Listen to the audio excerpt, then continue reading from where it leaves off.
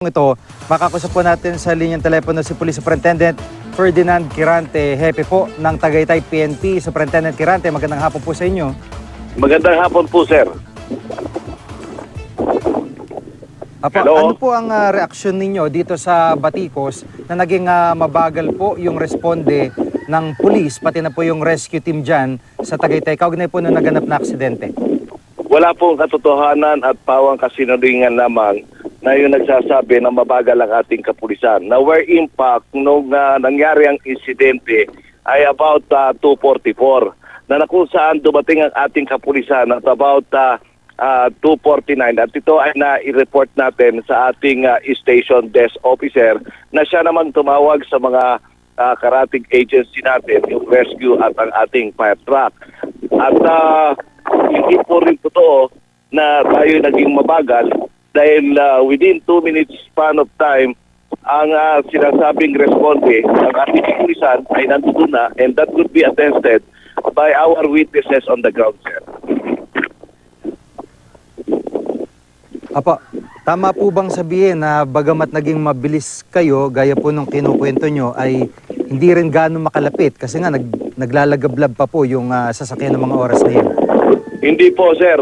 Nung datnan po natin, yung tinatawag na datnan ng mga kapulisan natin, yung fire na vehicular accident na sinabi, may maliit pa lang pong apoy na inaapula. At ang kapulisan natin ay tumulong sa pag-aapula ng maliit na apoy. Kung makikita po natin yung pictures na pinalalabas ng netizens na yung pulis natin ay malapit doon sa mobile car at nakikita po natin, may nakikita tayong usok na puti na galing doon sa tinatawag na sasakyan na kulay pula. Hindi po yun usok, kundi yun po yung fire extinguishers na ini-extinguish po yung tinatawag na apoy.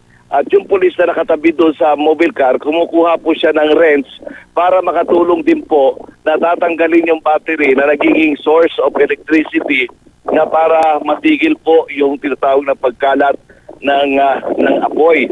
At yung isang pulis naman ay nandoon po sa Starbucks at hinihila yung tinatawag na fire hose at kumukuha sila ng balde para makatulong din na i-fire out doon yung harapan ng tinatawag na sasakyan na kulay pula, sir.